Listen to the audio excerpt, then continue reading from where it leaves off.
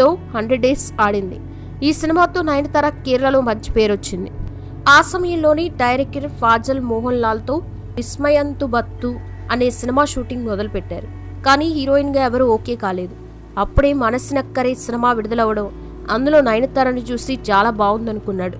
ఈమైతే మోహన్ లాల్ కి సరైన జోడీ అని ఆమెని అప్రోచ్ అయ్యారు. నయనతార మొదటి సినిమాతోనే ఆపేద్దామనుకుంది. కానీ రెండో సినిమా మోహన్ లాల్ తో అనేసరికి కాదనలేకపోయింది. పైగా మొదటి సినిమా సూపర్ డూపర్ హిట్ అవడంతో సెలబ్రిటీ హోదా చాలా థ్రిల్గా అనిపించడంతో వెంటనే ఒప్పుకుంది. అయితే ఇది సైకాలజీ థ్రిల్లర్ మూవీ. ఈ సినిమా 2004 ఏప్రిల్లో విడుదలై ఫ్లాప్ అయింది. కానీ నయనతారకి నటిగా మంచి పేరొచ్చింది.